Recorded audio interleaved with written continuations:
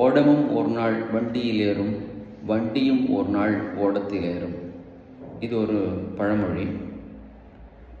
ஓடமும் ஒரு நாள் வண்டியில் ஏறும் அப்படின்னா, தண்ணி வராத காலத்தில், ஆற்றுல தண்ணி வராத காலத்தில் ஓடத்தை இன்னொரு இடத்துக்கு கொண்டு போகணுன்னா மாட்டு வண்டியில் எடுத்து வச்சு கொண்டு போவோம்.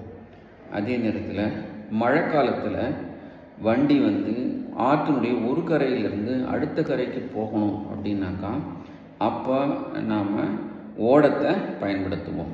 இதுதான் அதனுடைய அர்த்தம். சரி, இப்போ ஏன் இதை சொல்கிறேன் அப்படின்னாக்கா, ஒரு சம்பவம் எனக்கு ஞாபகத்துக்கு வந்தது.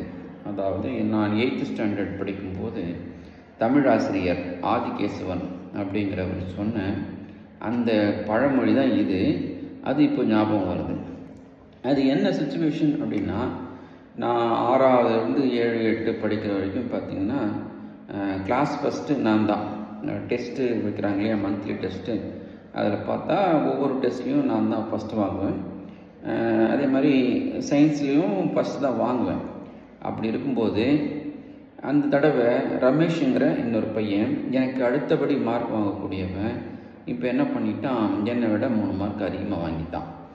இதை பேப்பர் கொடுக்கும்போது என்னை கூப்பிட்டு சொன்னார், நல்லா கவனி, ஓடமும் ஒரு நாள் வண்டியில் ஏறும், வண்டியும் ஒரு நாள் ஓடத்தில் ஏறும். அதனால் நீயே பெரிய ஆளுன்னு நினச்சிக்காத, இவன் மாதிரி ஆளுங்களும் இருக்கிறாங்க, அவங்க உழைப்பை போட்டாங்கன்னா அவங்களும் மேலே வருவாங்க, அதனால் நீ ஜாக்கிரதையாக இருக்கணும் அப்படின்னாரு.